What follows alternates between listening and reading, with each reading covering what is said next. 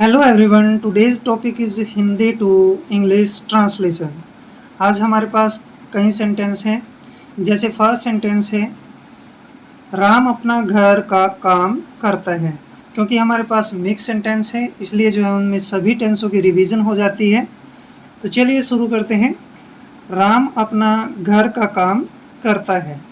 अब जिस सेंटेंस के अंत में ता है, ते है, ती है आदि आता है, वो होता है हमारा प्रेजेंट इंडेफिनिट टेंस। कौन सा होता है? Present indefinite tense. और प्रेजेंट इंडेफिनिट टेंस का जो स्ट्रक्चर है वो है सब्जेक्ट प्लस वर्ब की फर्स्ट फॉर्म और एस का प्रयोग प्लस में ऑब्जेक्ट। अब यहाँ पर देखिए कि राम क्या है। राम एक थर्ड पर्सन है, जैसे ही, सी, इट या किसी का नाम हो, तो उसमें जो है वर्ब की फर्स्ट फॉर्म के साथ एस का प्रयोग होगा। जैसे यहाँ पे लिखेंगे सब्जेक्ट है राम, राम, वर्ब की फर्स्ट फॉर्म क्या बनेगी? डू। डू मतलब काम करना, और डू के साथ क्या जुड़ेगा? एस का प्रयोग, क्योंकि राम एक थर्ड पर्सन है और थर्ड पर्सन सिंगुलर नाउन के साथ एस का प्रयोग होता है वर्ब में। तो यहाँ पे लिखेंगे हम डज। राम डज अपना काम, यानी घर का काम। अपना काम मतलब his home work. Ram does his home work. Ram अपना घर का काम करता है। सब्जेक्ट वर्ब प्लस एस का प्रयोग और बाद में ऑब्जेक्ट। ध्यान ये रखना है कि अगर third person he, she, it या सिंगुलर नाउन या किसी का नाम है, तब जाके हमने वर्ब की फर्स्ट फॉर्म के साथ एस या एस का प्रयोग करना है। ये ध्यान रखने वाली बात है। अब जैसे यहाँ पे सेकंड सेंटेंस दिया है, वह सच नहीं बोल रहा है। अब जिस सेंटेंस के अंत में रहा है, रहे हैं, रही है, ये सब आता है, वो होता है हमारा प्रेजेंट कॉन्टिन्यूस टेंस। कौन सा होता है? Present continuous tense. और प्रेजेंट कॉन्टिन्यूस टेंस का जो स्ट्रक्चर है वो होता है सब्जेक्ट इज एम आर का प्रयोग, वर्ब की फर्स्ट फॉर्म प्लस आईएनजी और प्लस में ऑब्जेक्ट। अब यहाँ पर सब्जेक्ट है ही, और ध्यान रखना है कि ही, सी, इट के साथ हमेशा जो है इज का ही प्रयोग होगा। तो यहाँ पर लिखेंगे हम ही। अब ही के साथ क्या लगेगा? इज। He is. अब यहाँ पर नेगेटिव सेंटेंस है, इसलिए नॉट लगाएंगे। ही इज नॉट बोल रहा, यानी कि स्पीकिंग। स्पीकिंग वर्ब की फर्स्ट फॉर्म के बाद ING. He is not speaking, क्या बोल रहा? सच। The truth. The truth. He is not speaking the truth. Subject is am are का प्रयोग प्लस नॉट प्लस वर्ब की फर्स्ट फॉर्म प्लस आईएनजी और प्लस में ऑब्जेक्ट। यहाँ पर ध्यान रखना है ही, सी, इट या सिंगुलर नाउन के साथ इज का प्रयोग करना है, और आई के साथ एम का प्रयोग करना है, और वी, यू, दे के साथ आर का प्रयोग होगा।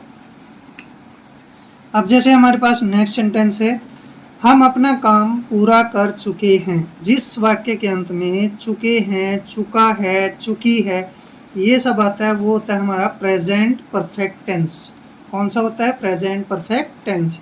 और प्रेजेंट परफेक्ट टेंस में जो स्ट्रक्चर है वो बनता है सब्जेक्ट प्लस हैज है, वर्ब की थर्ड फॉर्म और प्लस में ऑब्जेक्ट। तो यहाँ पर हम सबसे पहले लिखेंगे हम, यानी कि सब्जेक्ट वी,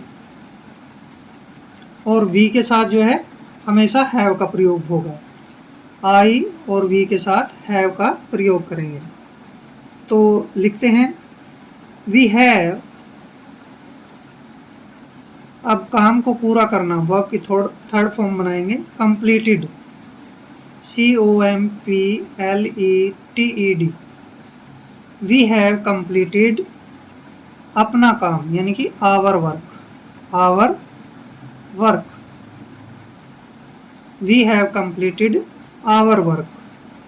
हम अपना काम पूरा कर चुके हैं। सब्जेक्ट हैज हैव का प्रयोग, वर्ब की थर्ड फॉर्म और बाद में ऑब्जेक्ट। अब जैसे नेक्स्ट सेंटेंस दिया है, राकेश 2 घंटे से पढ़ रहा है। जिस सेंटेंस के अंत में से रहा है, से रही है, से रहा है, ये दिया होता है, वो होता है हमारा प्रेजेंट परफेक्ट कॉन्टिन्यूस टेंस और जिसमें टाइम पीरियड दिया हो, ठीक है ना, ये ध्यान रखना है कि उसमें टाइम पीरियड दिया होता है, तो वो होता है हमारा प्रेजेंट परफेक्ट कॉन्टिन्यूस टेंस। अब present continuous perfect continuous tense को जो स्ट्रक्चर होता है, सबसे पहले आता है सब्जेक्ट, फिर हैज़ हैव का प्रयोग, फिर बीन वर्ब की फर्स्ट फॉर्म प्लस आईएनजी और प्लस में ऑब्जेक्ट। तो सबसे पहले हम सब्जेक्ट लिखेंगे राकेश। राकेश क्या है, अब किसी भी ही सी इट या फिर नाम के साथ हमेशा हैज़ का प्रयोग करेंगे और आई वी यू दे के साथ हैव का प्रयोग करेंगे। तो यहाँ पे ध्यान रखना है कि ही सी इट और किसी नाम के साथ हैज़ का प्रयोग करेंगे। Rakesh has been, Rakesh has been, अब क्या कर रहा था, वो पढ़ रहा था, वर्ब की फॉर्म बनेगी रीडिंग। क्या बनेगी, reading. Rakesh has been reading. अब 2 घंटे से, ये फिक्स टाइम नहीं है कि 2 घंटे कौन से हैं।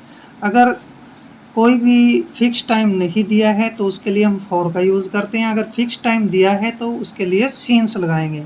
अब यहाँ पर 2 घंटे, हमें ये नहीं पता है कि कौन से 2 घंटे हैं, इसलिए फॉर का प्रयोग करेंगे। तो Rakesh has been reading for 2 hours, for 2 hours. Rakesh 2 घंटे से पढ़ रहा था, सॉरी पढ़ रहा है, क्योंकि प्रेजेंट परफेक्ट कॉन्टिन्यूस टेंस है ना, अगर रहा था आ जाता तो फिर वो पास्ट में चला जाता है। अब जैसे नेक्स्ट सेंटेंस है कि राम ने एक सेब खाया या खाया था। अब जिस सेंटेंस के अंत में आ या था, थे, थी, ये सब आता है, वो होता है हमारा पास्ट इंडेफिनिट टेंस। राम ने एक सेब खाया, ठीक है ना, सीता ने एक केला खाया, सीता वहाँ गई। अब आ या ई या था, थे, थी आता है, तो वो होता है हमारा पास्ट इंडेफिनिट टेंस। और पास्ट इंडेफिनिट टेंस का जो स्ट्रक्चर है, सब्जेक्ट प्लस वर्ब की फर्स्ट सेकंड फॉर्म और प्लस में ऑब्जेक्ट। तो यहाँ पर सब्जेक्ट क्या है, राम, तो लिखेंगे हम राम। वर्ब की सेकंड फॉर्म बनेगी सेब खाना, यानी कि ate, eat, ate, eaten. Ram ate, क्या खाया, एक सेब, an apple, an apple. Ram ate an apple, apple होता है सेब। सब्जेक्ट वर्ब की सेकंड फॉर्म और बाद में ऑब्जेक्ट। क्लियर। अब जैसे हमारे पास लास्ट एंड फाइनल सेंटेंस है कि पुलिस चोरों के पीछे दौड़ रही थी। अब जिस सेंटेंस के अंत में रहा था, रही थी, रहे थे, ये सब आता है, वो क्या होता है हमारा past continuous tense. Past continuous tense का जो स्ट्रक्चर है वो होता है subject plus was verb plus verb की फर्स्ट फॉर्म प्लस आईएनजी और प्लस में ऑब्जेक्ट। तो यहाँ पर सब्जेक्ट क्या है, पुलिस, तो लिखेंगे हम द पुलिस।